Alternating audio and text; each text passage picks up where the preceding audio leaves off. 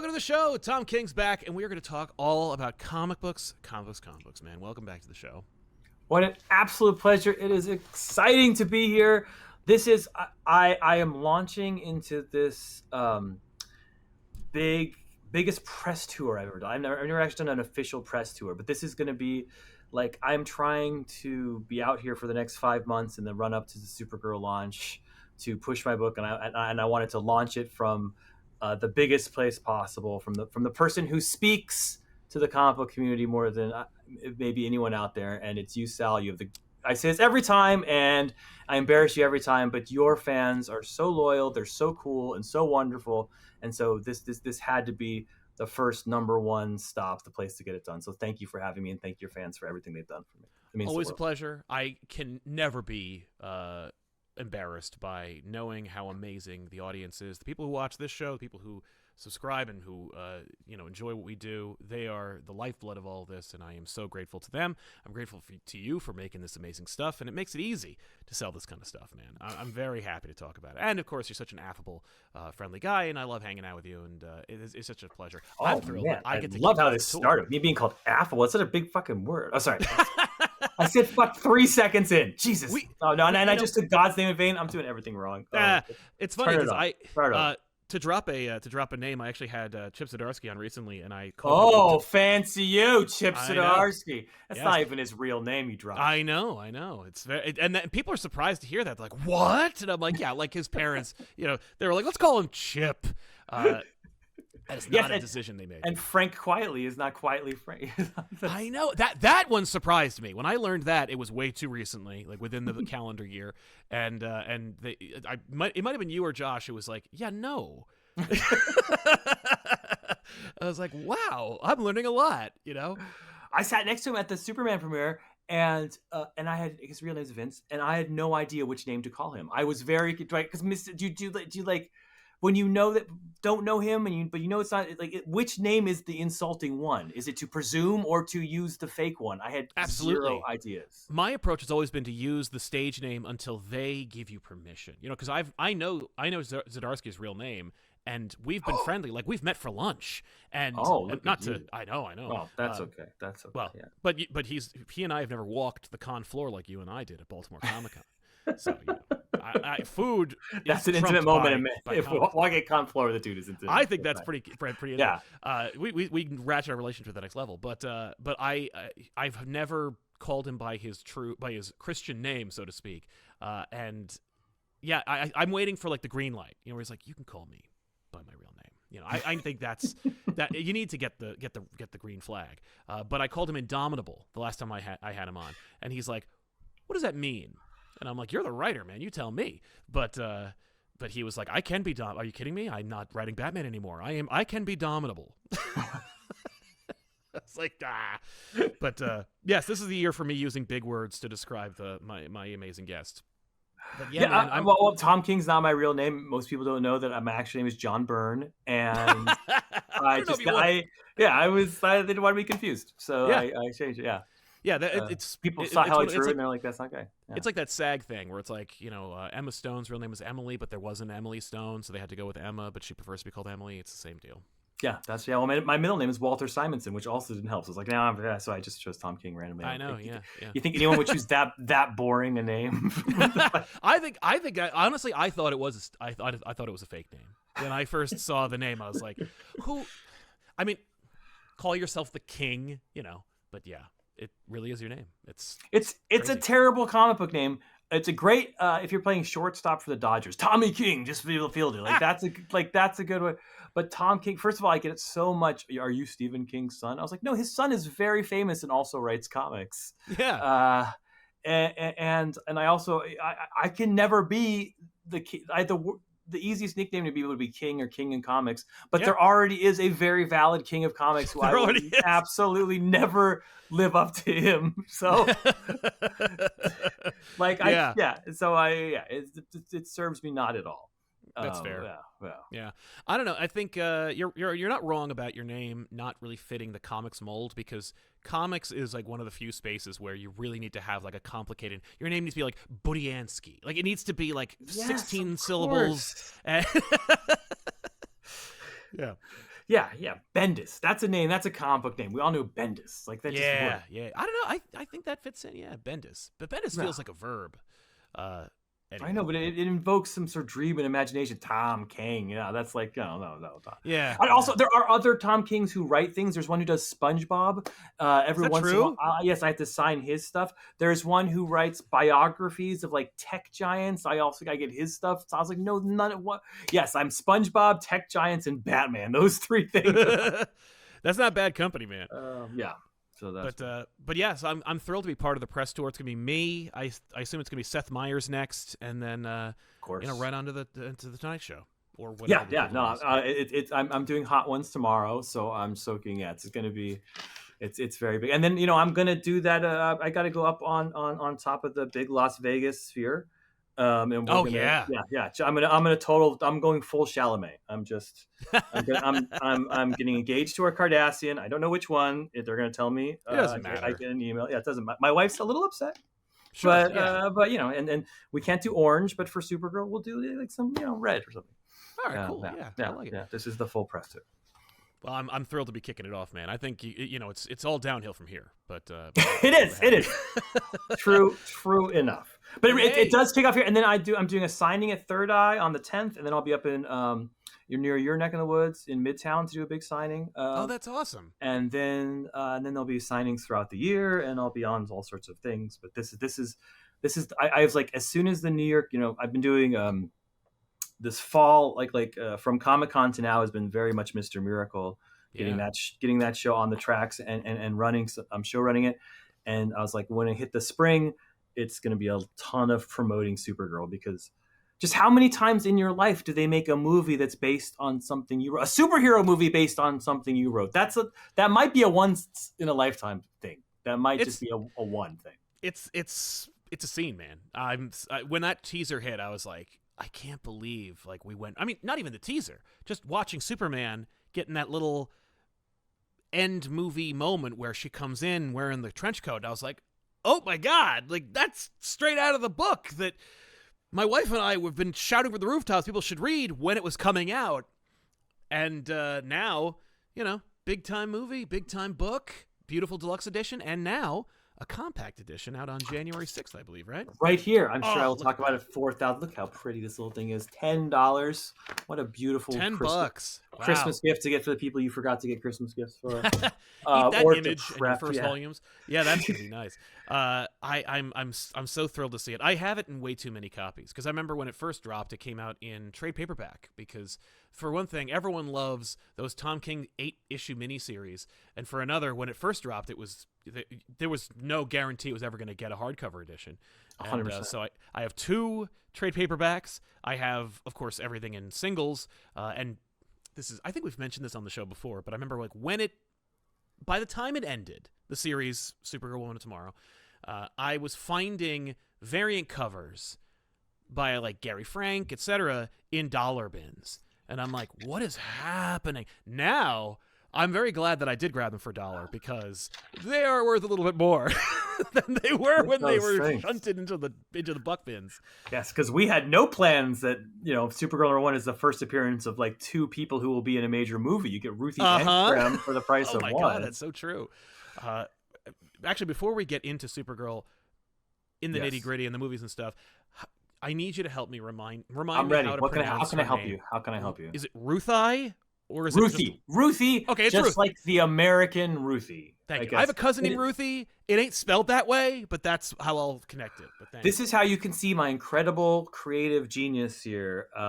Is I had to do Ruthie as an alien, and so I spelled it with a Y. That's Grant Morrison creates your heart out. Spaces and new dimensions. Go Scott back to your magic cave. New universes. Tom King used a Y. I used a Y. That is how I want to. It was named after my niece Ruthie, whose name is Ruthie Mary Knowles, just the exact same as this one, but not without all the weird spellings. Sure. And she is the most adorable little girl in the world. I just spent Christmas with her. She came up to be with her cousins, who are obviously my children, and she is this very, very little, tiny, adorable. When I did it, she was 3, and now she's 7. and just to tell her she's going to be a superhero. So yeah, it was very much named after her. So that's why it is Ruthie. It's Ruthie in the movie. When they called and asked me the same question, I told them it was Ruthie because it's named after my niece. Which I do have a daughter named Claire, and she is pissed. Oh yeah. Yeah, I was not going to go there, but I was thinking to myself as you were describing how great she is. I was like, you have a daughter too, don't you? I do, but I named Gotham she was grounded Girl at the time. I named Gotham Girl after her, Claire Clover, and Gotham Girl it's just as big a success as a $100 million movie. I know the same thing, right? That's the same. I know. Gotham Girl's on everyone's lips. There's a Gotham Girl toy, TV series, the whole thing. Everybody loves Gotham Girl. I know. I got a tattoo of her. I won't say where, but let me tell you, people who doesn't have a Gotham? It's a cliche now. You walk into a tattoo place and they're like, "Do you want to admit it?" Yeah. No, I get it. I'm sure she'll get another shot. Yeah, she's huge. Yes, the double G. Yeah, so my daughter has not ceased to remind me that's my bigger. And Lizzie, who's Trinity, who's become also big, is named Lizzie after my other niece. That also pisses my daughter off. So yeah, I'm 0 for 2 with my poor daughter. By the way, apropos of Lizzie and daughter Wonder Woman, the Trinity series, as of the taping of this episode, just wrapped. And congratulations on another successful miniseries, less than 8 issues. This one, kind of like a companion piece to the Wonder Woman book that explores 3 different aspects of Lizzie's development. All of them amazing, all of them adorable, and such a... I hesitate to use the word stretch, but it was such a departure from the tone and the... Very much.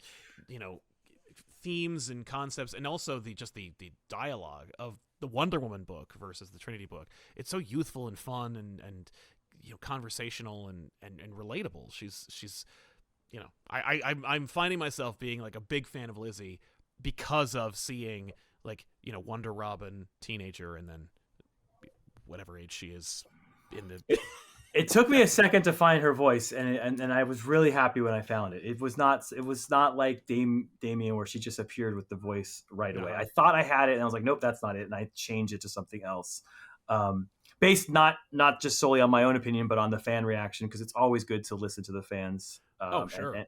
and to adjust where needed when it's needed, and yeah, that.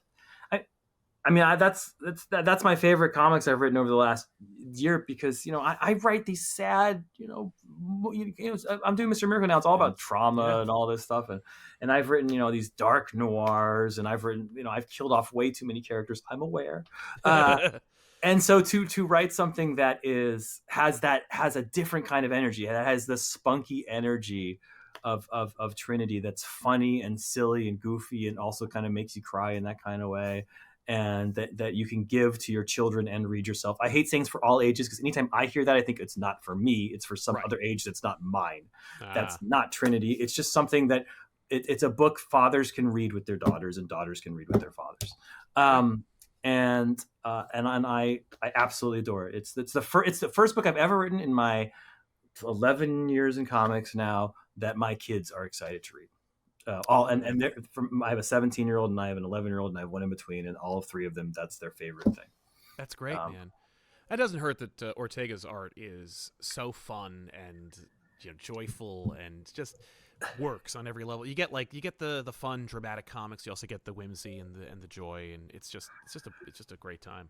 And that's the driving. I mean, you know this, but I always write to my artists. That's my number one priority is giving the best. And Ortega draws in this way that mixes manga influences and comic strip influences and Calvin and Hobbes influences and Italian comics influences and Spanish comics influences and a little bit of superheroes I can't write like freaking Alan Moore Watchmen for her. It would just be a waste of that kind of talent. You wouldn't see how much she can just shine in doing like these double spit takes and these huge eyes and these just and these very intimate little romantic moments that only she can do. It's her work on that absolutely stuns me. So it's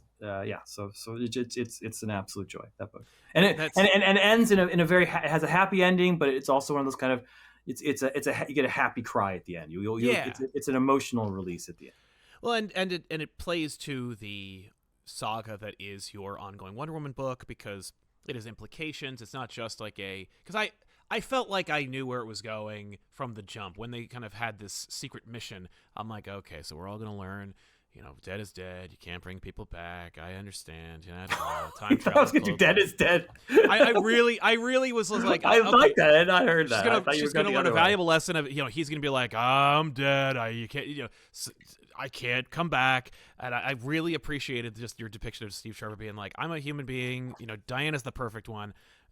I don't want to be dead. So, if you want, because I couldn't feel more connected with Steve Trevor than in that moment, because I'm very much, deeply afraid of it. So I'm like, if I were given the opportunity to, if my future daughter came back in time, was like, you die today, come with me, I'd be like, let's go, get in the van, let's get out of here. Yeah, I liked how he's like, no, actually, finding out how she was born, and how he's like, if I need to die in order for you to live. That being said, we're in the DC universe, so just go to the underworld or whatever and come get me.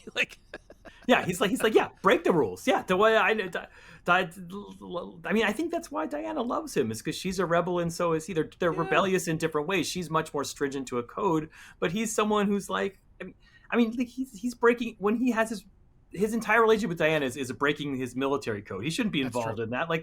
But he's like, that's more important to me than the military code. And I think she's like, yeah, I want to experience my life with my daughters. That's more important to me than even death. Like this idea that I have to obey the laws of the gods. Fuck the laws of the gods. I'm out of here. And that to me is very Steve Trevor, and also very much like what he gave his daughters that they didn't get from their mother, who is much more who is a stringent, who is a warrior, who lives by a code and follows that stuff, like that messiness, that kind of chaos element that Steve Trevor adds to Wonder Woman. It makes perfect for Trinity. Yeah. How are you finding the Wonder Woman ongoing series? Because it's the only ongoing you're working on, and you are, as at least Variety's been suggesting, quite busy lately. It's hard to get right now. As I said, who would have guessed that show running would be hard? That would take some time and effort, especially when you're writing every single episode of a TV show. I was mentioning that to a friend of mine because they saw the Green Lantern teaser, and I was like, he wrote every episode. And they're like, "You're kidding." No, every episode of Mr. Miracle, not Green Lantern. I'm sorry, that's right. Yeah. Oh, excuse me. That was co-written with and I didn't show and with Damon Lindelof, who did Lost, and Chris Mundy, who did Ozark. The three of us. Yeah, I think I've heard those names before. But Mr. Miracle. Yeah, you've been busy as hell. I didn't even you've been so busy on it and working on it for such a while. Like, it's hard to keep track of like what was official and what was just kind of like, I'm working on this thing, please don't talk about it. Yes, the big announcement, like who the cast and where everything fits. No. That hasn't come yet, and it's going to come, and I can't wait to do it. But that's what we've been working on. And when you're doing so, not on top of writing every episode, this is animated, so we're casting, we're doing, I'm an executive producer, I'm the executive producer, so there's 1,000 roles to cast, and you're dealing with all that, and then you're dealing with the voice actors and directing them, and you're dealing with all that, and you're doing the edits of each episode, and it's animation, so we're trying to do lots of different sort of Mr. Miracle, the way Mitch did it. Mitch is a producer on our series. It's a cutting edge art, right? Like he was using this 9-panel, but he was using different techniques, and he was pushing comic books. He won 2 Eisners for best artist for back-to-back years. Yeah. And so we have to make the animation as good as what Mitch put in the comics. So it's pushing the limits of all animation to get that done with all that. And so it's a ton of work. And so, but I don't want to lose my foot in comics because that's my first love. So I've kept Wonder Woman as sort of my anchor. Yeah, my tether that I'm kind of holding on to, and it's a joy because I have Daniel. That's why Wonder Woman is a joy, because I have Daniel Simpler with me, and he makes everything very good. So that's why it works as a tether, because I have Daniel as my partner doing it, and he's wonderful. Yeah, I should say mean things about an artist so people think I'm honest. All I do is say nice things, right? Like I should be like, God damn. No, it's nice. It's refreshing. Clayman sucks. He's just too goddamn handsome. I hate that guy. It is a frustration to see how beautiful most of these artists are. I mean, Jimenez is amazing looking. Mitch is a handsome dude. He's a bear of a dude. Everyone is attractive in the industry from the artist perspective. They know how to please people aesthetically. That's literally their job. That's right. They know how to sculpt themselves. Yeah. But no, I'm apropos of Mr. Miracle. How funny is it to come back to? I mean, no, I know if you're at this stage, you've been living with it for a while, so it's funny to say, how does it feel to come back to Mr. Miracle? And it's like, babe, come back. I've been back. But how weird was it to kind of like reapproach it? And were there any temptations for you, having written every episode of Mr. Miracle, to go? It's a celebrated book, an award-winning book. It's argued to be one of your best works. I understand the argument, though I find other things for me are like S tier, like top tier, like perfection. And I love Mr. Miracle. My wife would probably punch me if I said that it wasn't. But like, were there any temptations to go like, I wasn't thrilled about this scene or this moment, and I'm gonna punch it up or change it a little bit, or like, was there a line that you were like, that always bothered me, or it didn't read right? It sounded good in my head, but reading on the page didn't work for me. 100%, and that's amplified by someone saying it. No. Just I mean, I've done. Mr. Miracle came out, I think 8 years ago. Vision is 10 years old this summer, so Mr. Miracle was supposed to be like the Vision of DC Comics, was like the original pitch for it. Huh. And I think Mitch and I have benefited from 9 years of sitting at con tables, which I don't think a lot of authors do. But as a con, you have the unique experience of being very close to your fans. And so I've been signing. Mr. Miracle is one of those books that very touches people. So lots and lots of people bring it to us, and hearing sort of the moments that are like, that moment was amazing to me, and this moment really worked for me, and that had meaning, and where this built, and so knowing that those are the moments I can't change, and then knowing like what ones didn't kind of hit as hard, that have a little more fungibility, where I can make the animation get explored, because everything has to be adjusted. I can't do 1-to-1 or else it wouldn't work. Right. But just to, I know what the heart of that book is, like I know the back of my hand, because I've had so many people come to me and talk about it. And the heart of something doesn't live in your original sort of, this is what I intended, now I'm going to make it what I intended because I couldn't intend it. The heart of a book is its interaction with the audience. Yeah. It's where the reader and the author meet somewhere in between, and where we've shared an emotional moment. And so I'm trying to capture that and have had that experience with the fans, many of whom didn't come to the book till they listened to this podcast or saw this on YouTube. It's that's been my sort of guide, sort of my North Star. And I'll call up Mitch all the time, because we're in meetings with lots and lots and lots of people, and they'll be talking about this and this and this, and I'll call Mitch and I'll be like, Mitch, what would the audience think? Like the people who come to our table, they're like, no, this is the way to go with that. Like, and this is from art designs and voices, and the whole thing is going back to, what did the fans who come to our table to buy this book connect with, and how do we capture that? Gotcha. So that's always. But yeah, there have been. I mean, once more details come out, you'll see stuff where I added stuff and subtracted stuff, and I'll talk more details about it. But then on the other side of that coin, and maybe this is too honest. I mean, there are moments where I say, oh, I'm a different writer than I was 9 years ago. I'm a different human being than I was. I mean, at that moment, I was capturing something of what it was like to be a father of young children. I'm not a father of young children. I'm a father of older children now. I was capturing. I had just gone through, and I've talked about this ad nauseum. I don't want to bore your audience with it, but I had gone through sort of a kind of nervous breakdown, and I was talking about what that was like, and I was in a much more brittle, and I thank God I was in a brittle moment, because I was writing about a brittle character. Yeah. And so I have to kind of lean back on the me that wrote that, who understood those emotions better than I understand them now. And so I can kind of be like, okay, this thing now that I have an instinct to change it, but the person I was then knew what this was better than the person I am now. So I'm going to lean on him. Yeah. So that's also part of the whole thing is to know when to be like that. I don't want to talk about myself in the third person, but who I was 10 years ago is also my rock. And thank God he had to go through that thing, and he was closer to that pain than I was. I mean, the same thing for Sheriff. I read Sheriff now. I couldn't, because we're doing some Hollywood stuff with Sheriff, and and I'm just not as close to those experiences. I wrote that 5 years after Rec. Now it's been 20 years. It's like a different kind of me. Yeah. So just, thank God it's on paper, and I got it down then. Yeah, that's true. It's because you are. I mean, if I tried to tell a story about who I was in college, I feel like it wouldn't be the same person who would tell a story about what I'm doing in college presently. Like it would be more like looking back and trying to recapture those moments. And it's like I'm not in that mental state. I'm not in that mindset. I can't possibly, accurately represent what I was feeling, thinking, and doing in that moment.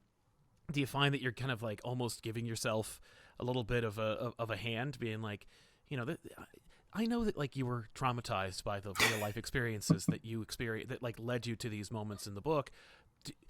It's gonna be okay, and like let's get you there by moving you along and like maybe adding a scene or getting a little character moment. Maybe Oberon says something a little more encouraging and supportive. Yeah, it's all of that, and it's understanding.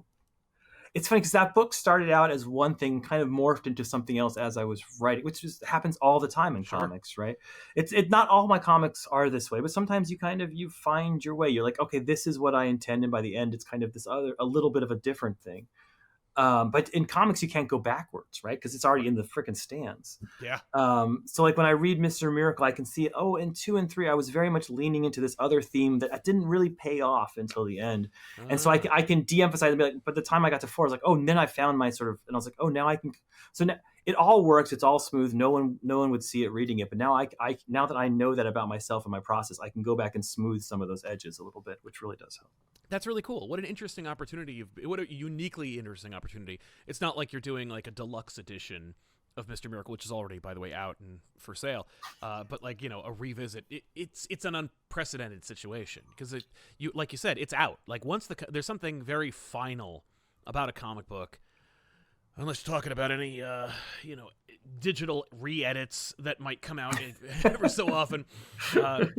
I remember the moment that like there have been many moments over my illustrious career reading comic books that where I was shaken or surprised by the way the industry runs. But I remember seeing like typos every once in a while, or someone either mentioning it on social media and being like, there's a issue in here, and they're like, yeah, we'll fix that in the trade, or we'll iron that out in the digital. And I was like, I'm sorry, what?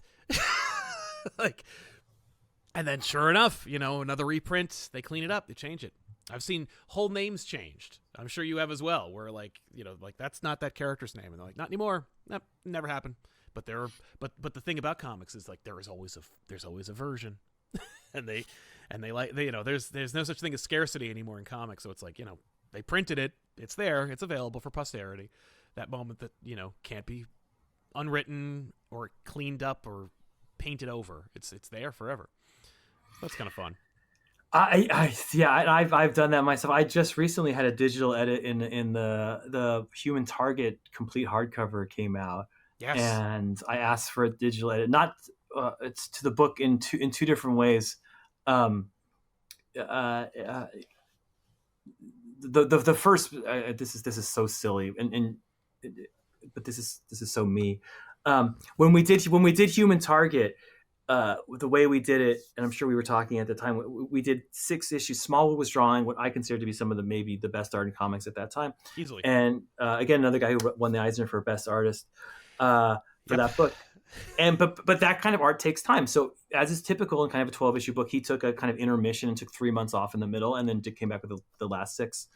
And in that time, to fill that gap, we did a special issue to be like, here, if you need more Human Target content, here's a 1-issue thing that's kind of a one-off but takes place in the middle, and you don't have to read it if you read the whole story. It doesn't have Greg Smallwood art. We got the best artists on it. We got Michael Chanin and Raphael Albuquerque, and it was called like Tales of the Human Target, and I wrote it. And then when they printed the soft cover and the new, they didn't include that 1 issue because it wasn't really part of the story. It was just it was an extra.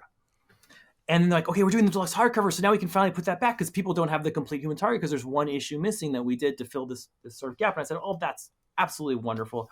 I cannot wait. And they're like, where do you want it in the book? I was like, well, it's not in the middle because it's not a story beat that would fall in the middle, and it would look really weird because just from a stupid person who collects books perspective.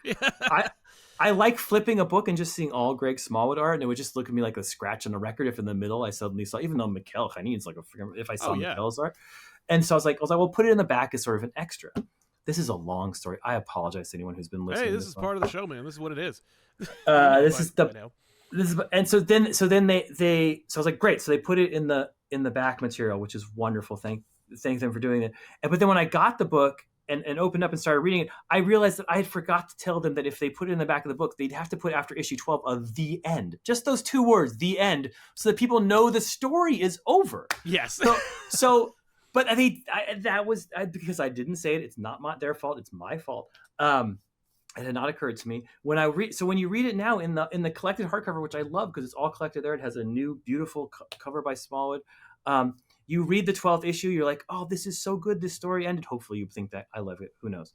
But you read it and then you turn the page and there's more. It's like this random story of Tales of the Human Target. You're like, what the fuck is this? What does this have to do? It reads, it's not an afterwards. It's just there because I forgot to put the end in an explanation of what there is. And so I asked them in the digital, like, can you put the end in the digital? So that was an edit I asked for. Oh, okay. So hopefully that's there. But if you're reading that in hardcover after issue 12, just imagine in your head the end, and then there's an extra issue just for fun. Yeah, man. We just talked about that book on the couch for Christmas, and it was such a joy to come back to that book. Human Target was such a it was like candy. Every time that another issue came out, I'm like, oh no, this is so amazing. From the Smallwood art to the just deep noir feeling, we were eating good that time, man. We were getting like, it was Gotham City Year 1, Supergirl One Tomorrow, Human Target. Like things were going really, really well, and that book in particular was such a joy. Those pinup covers and all the little sequences where you weaved the credits into the actual atmosphere.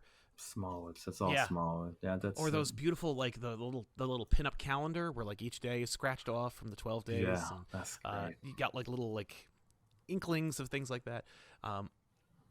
The Batman issue in particular is so fun because of how that cover is so amazing. How it like thematically works for the story. Like Batman's looming over Christopher Chance, and yet he never appears in the issue because of course all the story that you'll have to read if you guys want to read it. Check it out. The deluxe edition is out now. But yeah, love that book. Thank you. That book, as I put in the trailer, that book is an existential crisis. It haunts me to this day. It's probably why I'm on Mr. Miracle, because that book is. You were talking about the best things ever done. I don't know what the best thing ever done is. I probably put Mr. Miracle at number 1. I'm not sure. But I think maybe just because Mitch and I are such good friends, and I don't know. I'm just kind of haunted by our stupid, wonderful bromance all of these years. But to me, Human Target's the book I always want. That's what I wanted to contribute to comics. That was to me that when I was a little kid, and I was like, I want to. When I was a little kid, when I was 30 years old as a little kid, but I was like, I want to make something that's.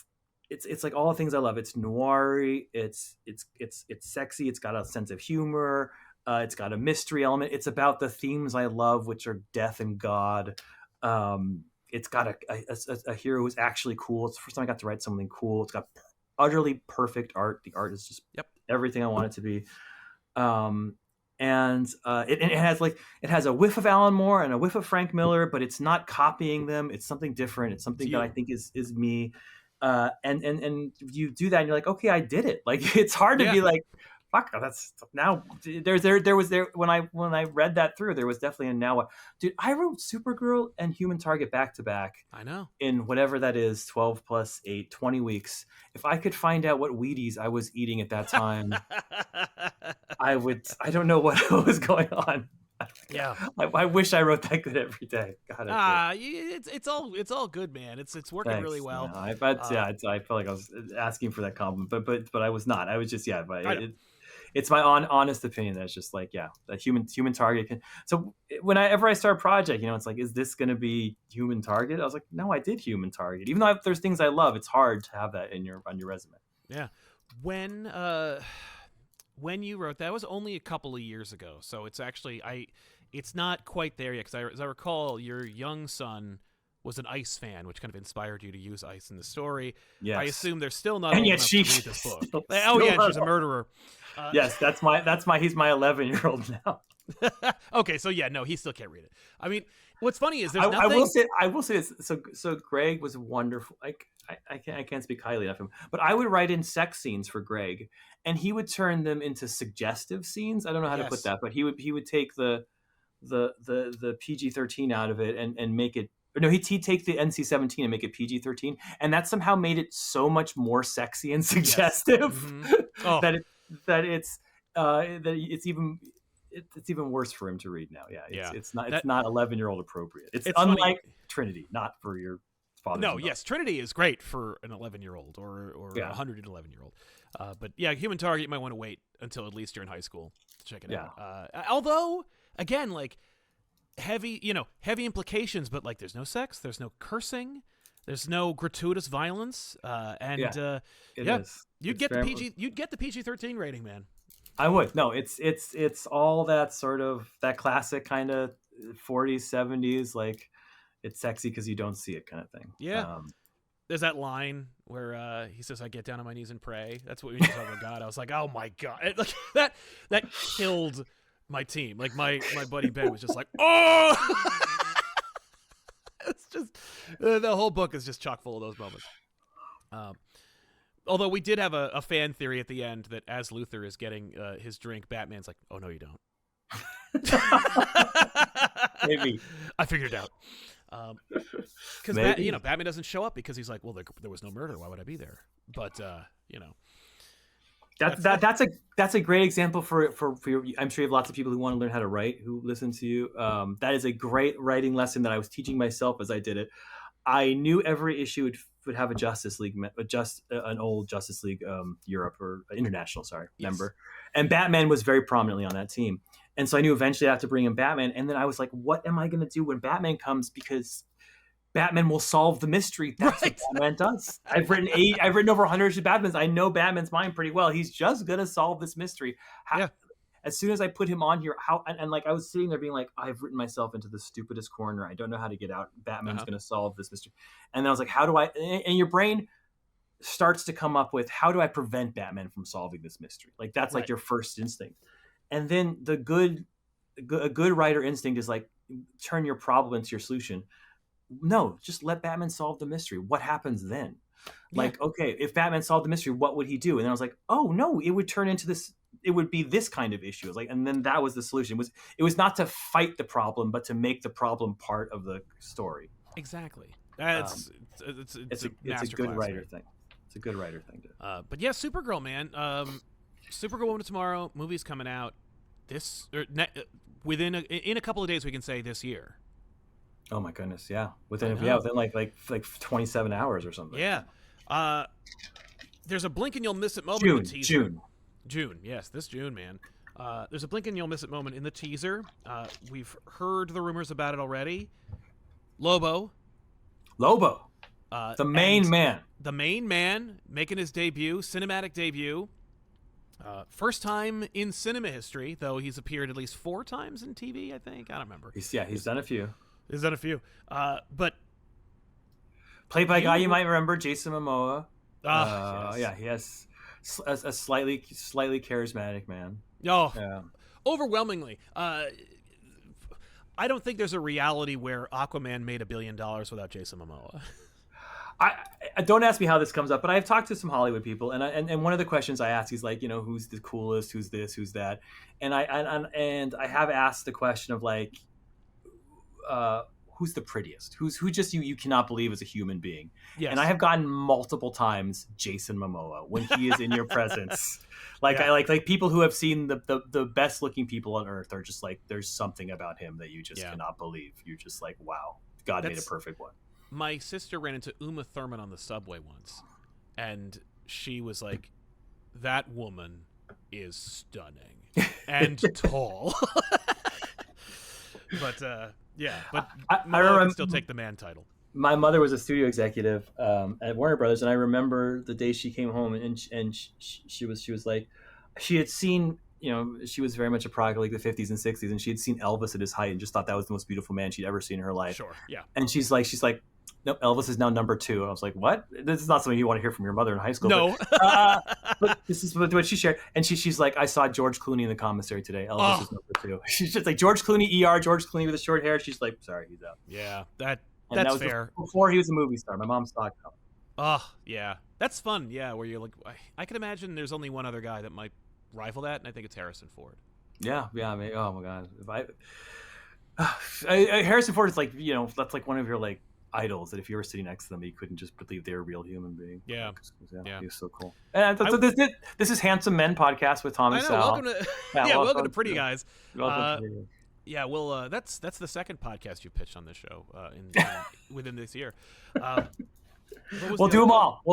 It was the other one. Oh, Pirates and Predators. Yeah, Pirates and Predators. That's one. I don't remember. I honestly don't remember what the hell we were talking about last time. But someone in the comments will remind me, so I appreciate it. But yeah, so Lobo's and Supergirl. There's a I'm sure there will be an IMDb trivia thing that says in the original comic book, Lobo was supposed to appear as Tom King mentioned on a podcast one time. Was that? Let's talk a little bit about that, just as far as in an original pitch or draft, Lobo was going to be in Supergirl Woman Tomorrow. Is that true? And if so, what role was he going to play? 100% true. The original pitch, and this is an excellent example of how an editor can save your life. I pitched the original. It was supposed to be kind of a Western, like The Searchers or True Grit, and or any of those stories where a naive, someone who doesn't know the world, is going through a world with a seasoned veteran. Yes. So those were the two main characters. There was the naive and the seasoned veteran. Someone, and that's The Searchers. That's True Grit. That's a lot of Westerns going back to freaking the Odyssey and the Iliad. Yeah. And so I had. And I went to them and I was like, "This is my pitch. It's going to be it's going to be a naive and a tough person, and they're going to, as they go through the world, they'll kind of change views, which is what the actual thing was." And I pitched it. Lobo was going to be my tough person, my cynical, my experience, my Rooster Cogburn, my John Wayne. Yes. And Supergirl was going to be my naive, and she would kind of be like, "What's this world?" And he'd be like, "It's fucking tougher than you think," kind of thing. And that was my original my pitch. I was literally on the phone, and it was not like they had to think about it or something. It was Brittany Holzer, who's still my editor, edited Trinity, edited Wonder Woman to this day, edited Human Target, which we talked about. No, she didn't edit Human Target. That was Ben Abernathy. Sorry, I don't want to confuse it. But edited Mr. Miracle, for example. And Brittany and Jamie Rich, who was also on that call, was the other editor. And we've talked about it. We think this was Brittany who said, "What if we like the pitch, but what if Supergirl was the seasoned veteran? What if she was the tough one who has seen it all?" And like I've said publicly, that was kind of a revelation. That was kind of pinging in the back of my head. I gotten from Steve Orlando. These are the people I steal all this stuff from. where the idea that the difference between Supergirl and Superman is that Supergirl had been through something, that she had sort of woke him up. She'd grown up on this planet that had been destroyed, and that she had had some. It's different than her experience. It's different than Superman's, and that's when the entire series, literally, as soon as she said it, I suddenly saw 8 issues in my head of Supergirl and a young girl traveling through, and Supergirl's journey of going from cynicism to hope, and the girl's journey of going from hope to cynicism, and them crossing paths, and it all dealing with what will be the death or life of this Krem character. And I was like, yes, let's do that. And so Lobo was pitched to be part of the series at the beginning. Lobo was scratched because of that, and we moved in Supergirl a slot over, and we had a new slot. We had to create a new character, and that's Ruthie. And as I said before, I just changed the I to a Y, and now she was Space Ruthie. Yes. And that's how it came. And that's the utter story of it. Yeah. Yeah. For sure. Though it seems that Lobo might play a different version we can't talk about. You haven't even seen the movie, so I think it's... I have not seen the movie, it's true. Yes. So, I've read the script, and I've done other things I'm not allowed to talk about, but I have not seen the movie yet. Sure. But I'm excited to see him. I think it's going to be a fun opportunity for them to kind of establish Lobo in this new Superman universe. The reaction in the theater was infectious. People were just really hyped, and I'm like, did all these people read the book? Like, is that why they're so excited? Like, and it's, I know there's no way that's true, but it was nice to think for just a second that in a big Hollywood blockbuster movie, that a room full of a theater full of people were all just like, "Oh man, it's Supergirl from that great comic book." When I first saw the preview, I was like, "Oh, well, I obviously love it. Look, because it's Sure. How can you look at it objectively?" I remember seeing. I don't. Oh, I should be a little vague here, but like I remember seeing a superhero movie that was not a good superhero movie, and sitting next to a creator whose creations were well featured in it, and afterwards going up to the creator and being like, and you're just like, you don't want to say anything, but everybody knows we just watched a piece of shit. So you're like, so how you feeling? And they're just like, I loved it. It's just like, oh, okay. Oh, great. Yeah, me too, great. man. Yeah, me 100%. Yeah. And I obviously was looking at it through those goggles, which is completely useless to anyone. So I called my wife, because she's a friggin' unbiased observer, and she's like, "Yeah, no, I think it's cool." And I was like, "Can you show it to people in your office, like civilians? Like everyone I know likes comics. Show them to someone who doesn't know what it is." Yeah. Engage their reaction, because. And she's like, "Do you think they're gonna be honest with me about my husband's movie?" I was like, "I just need someone to see it." Yes, I was very hyped when I saw it. It was crazy. Yeah. But I got tears in my eyes the first time I saw her in the super movie, and I saw the earliest cut where like no special effects at all, and there was Supergirl at the end. I was like, now I'm tearing up. I gotta look cool. There's freaking movie stars sitting next to me. Yeah, I can't lie. I can't cry in front of Nicholas Hoult. Yes, no. He's already copied my haircut. Yeah, I see you, Holt. I know what you're up to. I get it. Yeah, that was definitely voluntary. Yeah, for sure. So with Supergirl, compact edition's coming out. So I think you're about to enter a world like. The movie is definitely helping to sell the book, but the book itself is a success, and of course Eisner nominated. And Eisner losing, as I point out, I was so sad when I lost the Eisner. I lost it to a book nobody ever remembers called Jimmy Olsen by Matt Fraction. No, sorry, that's a modern day classic by Steve Lieber and Matt Fraction. Yeah, it's getting a sequel in that upcoming Superman Spider-Man book, which I'm really excited about. Wonderful. Oh, we should talk about that because I'm in that book. I know. Yeah, you're doing Lois Lane and Mary Jane. And there's an up and coming artist on it, Jim. I wish the best for him. Yeah, he's okay. He can't draw, as he admits, he can't draw hands. So I know the controversy of the hands. The controversy of the ridiculous. Apropos of that, is Lois Lane and Mary Jane just completely inspired from your Archie experience? Is that just you being like, oh boy, I get to do another story about these, about two very different sassy comic book female characters who are doing, who are taking the center stage? Or is it, how did that evolve? I'm too honest with you, Sal, because I like your audience too much. I really should lie to you more often. I need to learn. I have a post-it here that says "Learn to lie to Sal." But do not tell him.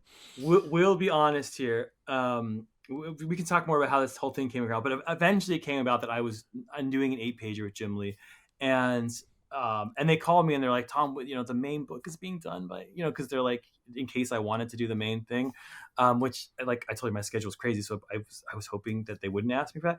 But when they said Mark Waid is doing Superman, I'm like, yeah, of course. What am I? Yeah, you picked the right human being. Uh-huh. And same when they said like Grant Morrison is doing Batman vs. Deadpool. You're like, of course. I did see your name was conspicuously absent from either of the, particularly the DC one. I assume you were asked and you just were busy, or was it just They call I had a policy for a long time to say no to absolutely every single like literally just no, because the work was piling on. On top of all of this, obviously I'm also writing the Archie movie for Universal. Yeah.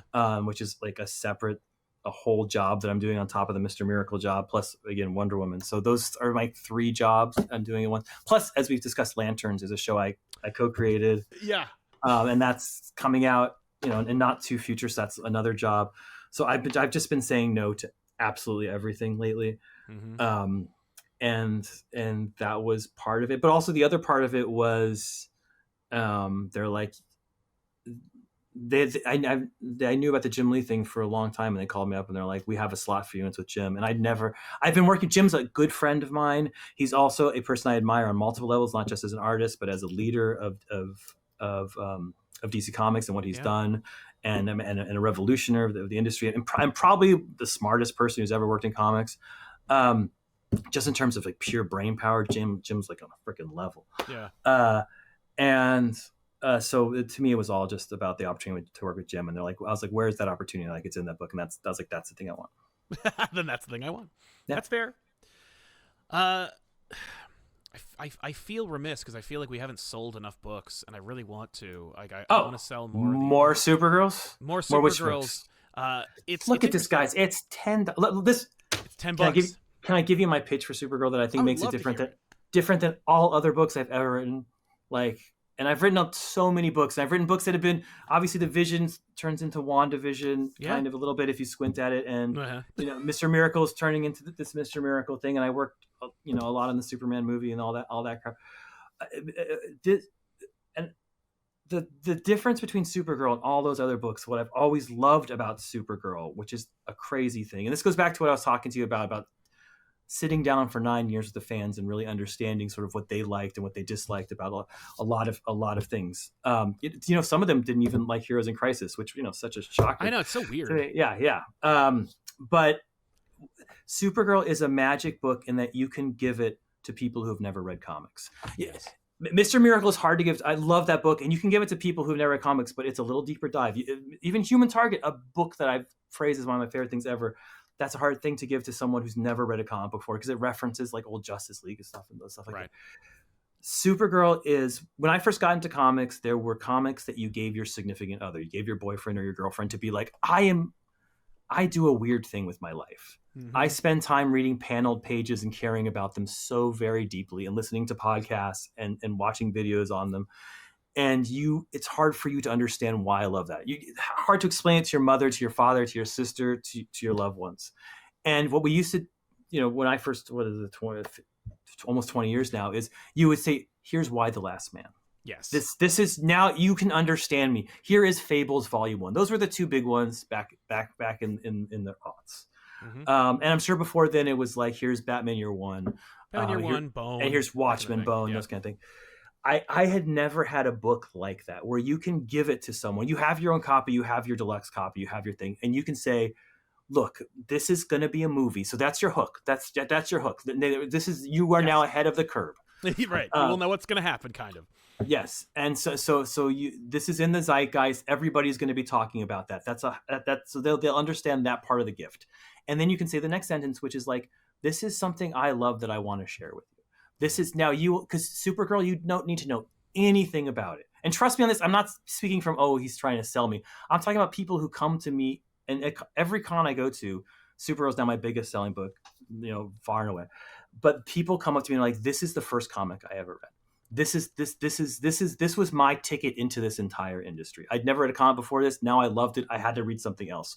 And I bought this book and I bought this book and I bought this book. I don't have a book like that. I've never had a book like that before. Now I have it, and it's Supergirl. And it just happens to be so nice because that's the one that's becoming the movie. So if you see this in a store and you're just like, I always wanted to get something for my brother-in-law to tell him why I love comics, or I wanted to get him into the thing, or it just works on that level. If you've never read a comic before, you can read this and suddenly, boom, you're in. And now you're like, holy shit, let me go buy Absolute Batman #1. Like that's, you are on the ramp. Book. Yeah, big time. So that's a big sale. I talk super fast, but hopefully you understood. I think you nailed it, man. It was really interesting to see. I was scrolling through Instagram and I saw your face on there. Not just because I follow you and I know that we like to see the dog and everything, but I saw a DC post and you in front of a very impressive background and Oh, hyping up yeah. Supergirl. How was that experience of like being in front of the camera and having to deal with like, because you've been behind the camera, maybe not necessarily directing, but certainly like watching other people direct your movies and stuff. But you've been like, how was it being filmed and interviewed and being forced to like smile? Oh, dude, I know, exhausting. It's like the future, right? I have to start doing videos and recording nobody hates how I sound and look more than me. Like Right. I can't. And I changed. I had like a whole appearance change. Like Yeah. in preface, I lost a bunch of weight. You did. I shaved. I finally was like, all right, it's been 20 years of baldness. I can take the head off. Like people have probably They guessed. know. Yeah, like Ron Howard hasn't done it yet, but once Ron Howard, like they probably understand. Yeah, and Grant Morrison has gone away with it, and Brian K. Vaughan and Bendis, and all my favorite. There's a Bald Brotherhood, Brubaker, Rucka. Oh my God, it's all of us. Jesus, don't read comics, kids. You'll lose your hair. Scott Snyder has a wonderful head of hair, and so does Josh Williamson. Josh is a very impressive head. I hate them all. So I was prepped for but I don't know, man. It's a weird thing to be on camera, and I'll tell you this, I can't look at it.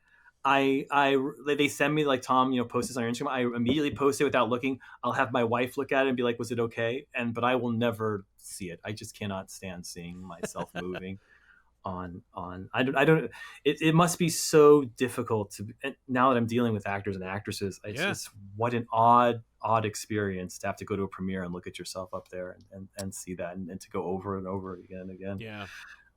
Is something. I'm just glad I didn't have to, in editing Mr. Miracle, you see scenes for 4,000 times, and I hate I feel sorry for the person who had to see my voice 4,000 times to edit those videos. Thank you for doing it. It's easy to do, man. It's you make it easy, and you stick to your lines, and I think it goes right through there. But yeah, I do this job, and when I first started, I hated my voice, and I hated my. You have a wonderful voice. What are you talking about? You have a voice. You have a voice and face made for YouTube. You're a charismatic motherfucker. You're very kind, sir. But when we first started, I was like, like this is not gonna work. But I was like.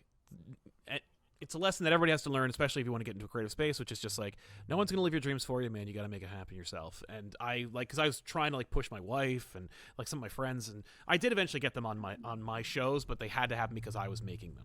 And I was like, but in the beginning it had to be me. And then I was like, recording it was okay, but you stumble over your lines and you feel like a complete idiot because you're like, I know these words. Like I say them all the time. How come now that there's a red light in front of my face, I can't say them properly?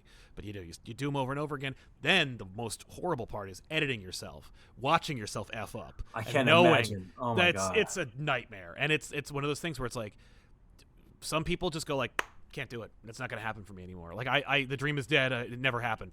And other people are like, I just have to get over it. And it's tough, but like, you get used to it, and I think you'll be fine. I admire that courage, because that's the same thing with writing. It's like you have to press that send button. It's not all of the job, but it's a good like 20% of it is knowing like I know this is not perfect. I know 100,000 people are going to read this and they're going to see my flaws, but like I have to write the next thing and this has to go. So we're pressing send. Right. Not only that, but I can also imagine that there's like just the fear of like. Especially when you write something as deeply personal as any of the things that you've worked on, you're like, here's another piece of my soul out for everybody to judge. Enjoy. I don't know. I think that's scary and awesome. Like it's, and then not only so that. You and like, me, we're so fucking brave. We are heroes. Take that, Captain America. Yeah. Yeah. Put that in your comic book chip. Yeah. Take that, chips at our. Yeah, write a story about that. But no, yeah. Supergirl one tomorrow. The compact edition is out on January 6th, which is a date that has no significance whatsoever in American history. So I'm glad to see that it is going to be a book that people will remember forever. My son keeps teasing me because last year, WWE launched Netflix on January 6th. And there was some promo that came out where The Rock was like, January 6th, the day you're going to remember. Oh, no. and my son loved it. And so my son's like, "You're like the Rock of comics now, Dad." Everybody when you think of January 6th, think of me. Yeah. I wish you wouldn't. I wish you would. Never mind. Yeah, sorry. Yeah. Yes. January 6th, $10. But that said, there'll be the 3 versions. So if you want the comic book version with the wonderful bigger Bilquis art, just the regular paperback, that'll be in print. And then there's the deluxe edition where you get the whole package, which is just absolutely gorgeous and has been flying off shelves. We're having trouble keeping on. So one of the things I met with DC about was like literally like dealing with all the tariffs and dealing with like just to make sure that because Supergirl has sold out a bunch of times and become unavailable a bunch of times. So we're trying to make that so that these editions, are available as much as possible.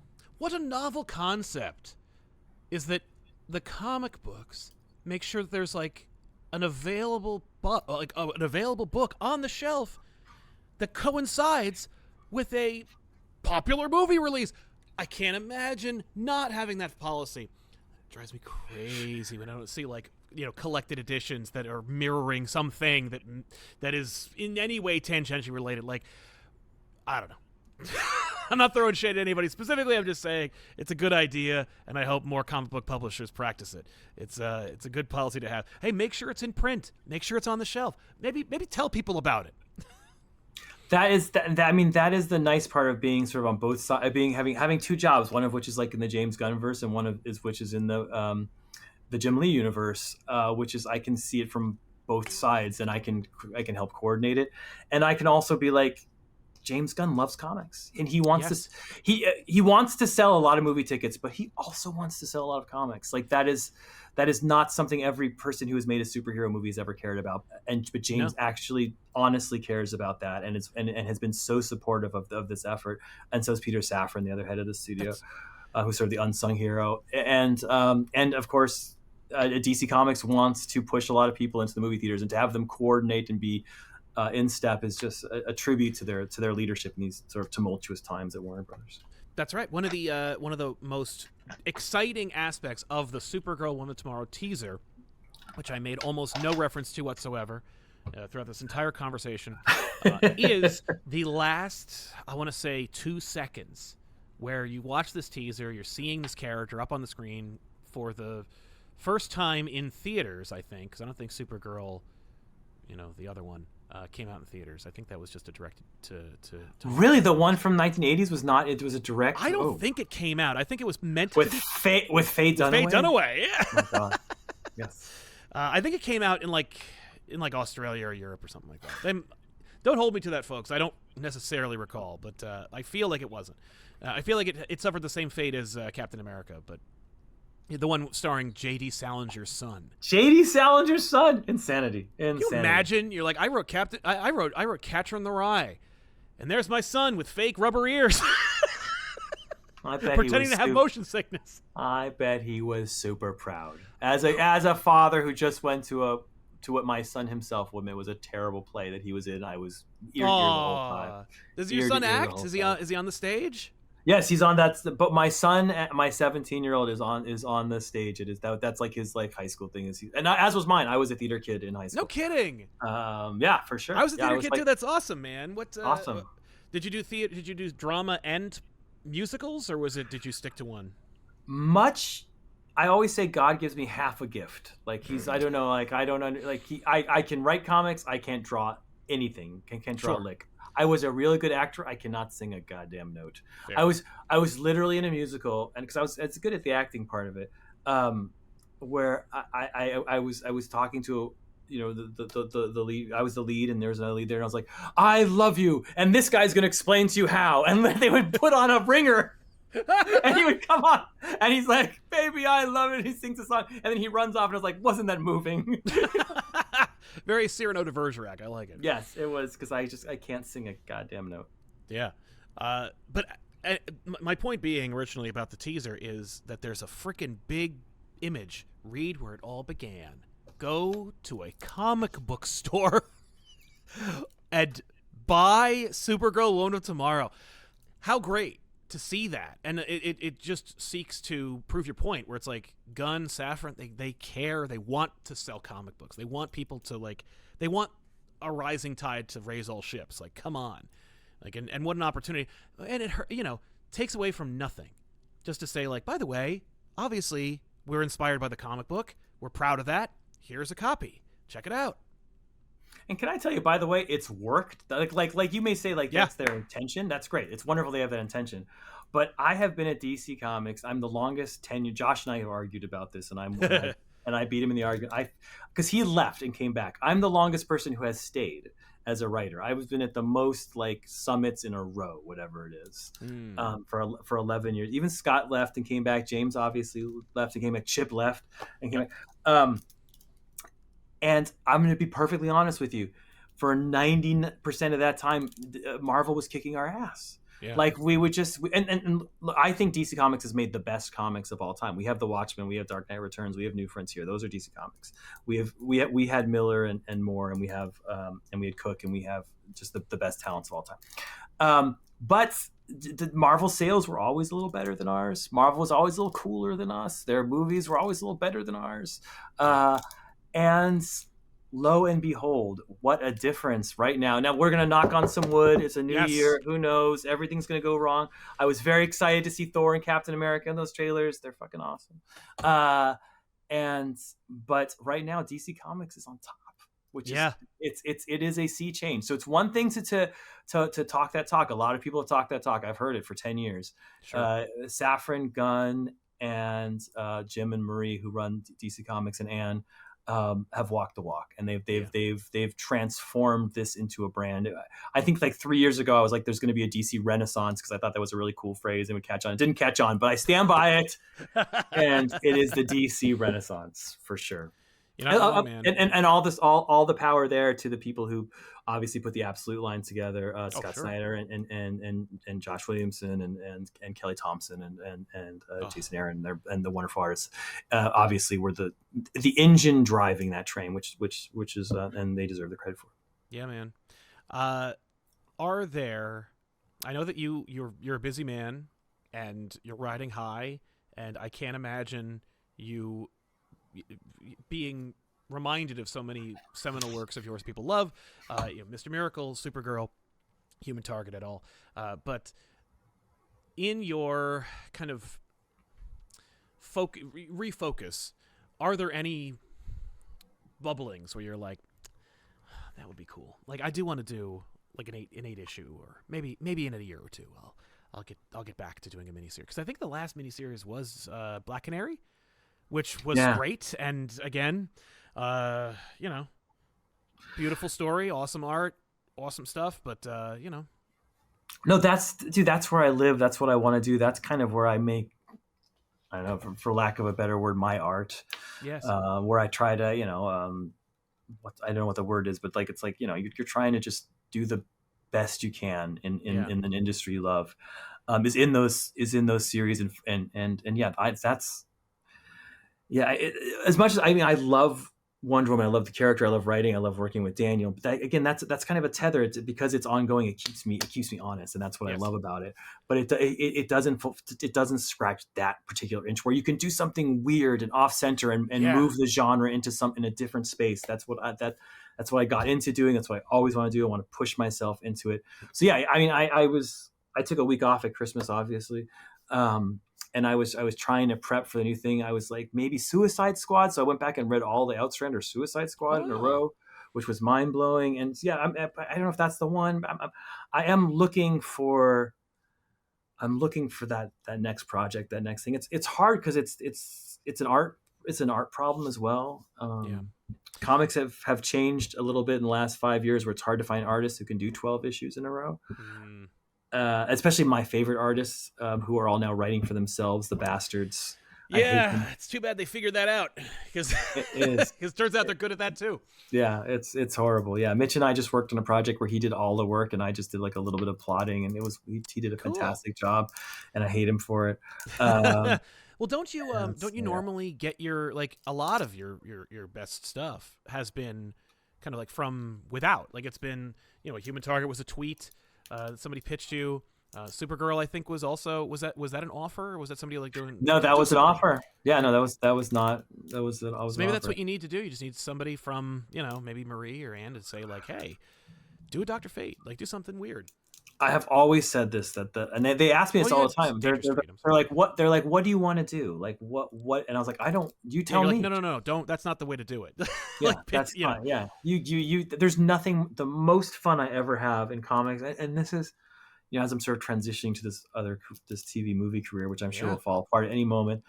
But there's nothing more fun than an editor or a producer being like, I need something in this genre with these characters. Go.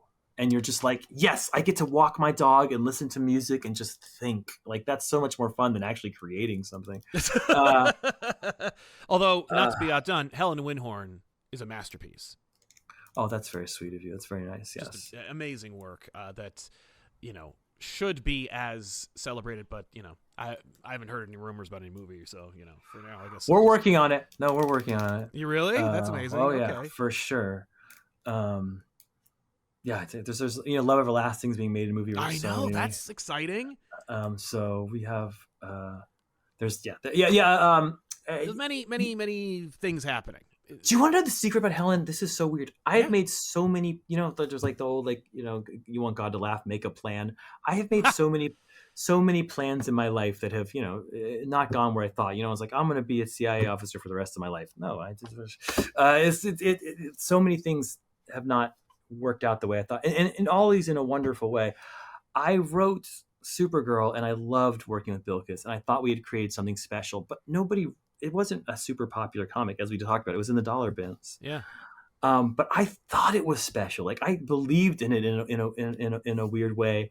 Not least because of Bilkis's art, and Matt Lopez. But I was like, I know this is something special. And I said to Bilkis, I was like, let's do an independent thing that can companion it, because if this becomes something special, we want people to look at that and then have something to companion with it. Yeah. And she came up with sort of a mood board. I came up with this, and it was written to be that, but when nobody was reading Supergirl, to be like, if a bunch of people ever pick this up and it becomes a phenomenon, then they'll have another place to go and they'll go to our independent project, was the plan. And then, holy shit, it happened, dude. Yeah. It's like, this Supergirl is a phenomenon. This book is already, one of the best selling graphic novels of all time. And it's going to just go up. And now I can say to everyone who reads it, hey, you like that? Because I have a companion book that I think is even more beautiful in terms of the art, and is written for a same audience. It has a female lead with a similar sort of narrator. And so if you loved Supergirl and that was your thing, you have Helen as your next step, and it's right there for you. And it was always intended to be that. And it also opens the door for people to find more indie books, which is always nice. Yes, especially with Dark Horse, which has been a brilliant publisher, and I've just loved working with them. Yeah. Well, Tom, we could talk for another hour, but I think we'll just have to save it for another show. It's great to have you. I really You've been appreciate so you nice. You have we too, didn't man. talk It's been any a pleasure. Predators and Pirates. We didn't talk any wrestling. We missed so many. I have to come back and do it all. I think we'll have to, man. If you're not too busy, of course. I'm happy to hear how busy you are. It's always nice to hear that you are just like neck deep in work, and especially the work that I know you've been like building towards and reaching for the better part of your career. And I'm thrilled for you, man. But the comics are amazing. I'm sure that the TV and movies will speak for themselves and be just as exciting. And I wish nothing but the best for you, man. Did I tell you my Guy Gardner story from Superman? It's not much of a story, but it's a good one to conclude on, because I feel like your audience deserves a stupid Tom being in the movie world, and I was, now that Peacemaker has come out, I think I was on set for the Peacemaker pilot that James was directing. Nice. And if you've seen the pilot, Guy Gardner's in it. He's there. They interview Peacemaker. Mm-hmm. And afterwards, Nathan Fillion, who obviously, if you're a nerd, you love Nathan Fillion, right? Like, he's like, the whole Serenity. It's like, that's like just, he's the man. Yeah, I love Mal. He's done, yeah. That's who I know. He's done. He's been cops and he's written mystery novels, and that's all wonderful. But he's Mal, right? Like, that's 100%. He's Mal. That's just He's a rebel, and he'll never ever be any good. That's right. And no, so. in between takes, he came over because I was, I'd done this Lanterns TV show, and he's like, hey man, you want to talk? And and I'm like, oh my god, I can't believe I'm talking to Mal. It's fucking insane. And we're like on the set, and John Cena's like right over there, and he's wearing the ring, right? Oh. And we had not filmed Lanterns yet, so we did not have our ring. And I was like, yeah, you're wearing the ring. It's like, he's wearing Green Lantern's ring. I was like, I cannot believe this. And he looks like Guy Gardner's the stupid hair and everything. Yep. And he's sitting down. We're in those like Hollywood chairs with the stupid backs with our fucking names on them and stuff. And I was like, hey man, can I see the ring? And he's like, yeah, you want to put it on? And he takes the Green Lantern ring off and passes it to me. And I'm like, oh my god, I'm gonna wear the real Green Lantern's ring. Yeah. And I put it on, and I got fat ass fingers, right? And because my weight was up thin, and I'm putting on, and I'm feeling it get tighter and tighter as I sort of push down and down, and all of a sudden I'm like, oh no, is it stuck? Right. Is it like James Gunn is directing an episode of television that is costing hundreds of thousands of dollars that needs to go to take 2, and I now have the Green Lantern ring stuck on my fat ass finger, with Mal looking on me eagerly to make sure, and I start tugging and trying to be cool as he's talking to me. I'm like, please, I'm begging all the gods of all the Wonder Woman comics, please just let me, and it just slips off. Oh. And I'm like, oh my god, I saved the show. I didn't get the ring stuck on my finger. And I give it, and I play none of that coolly. I'm just so that was my first Nathan Fillion, was me getting the ring stuck on my finger and almost shutting down all of Peacemaker. So that's amazing. I can imagine you not. Yeah, none of that's happening story in your head. That's happening like on your face, and he's like, So you okay? Yeah, okay. That was a mistake. I won't talk to you again. You're the resident nerd, and so that's. But I got him back because I wrote some scenes for him where he got to say fuck a lot. So that's awesome. I'm so excited to see that, man. I'm sure he loved it. he's fantastic. Just he's amazing in both things. That's great. I'm so excited. Thank you for sharing that story, man. I'm sure that were I to be in a position like that, it would be much more embarrassing.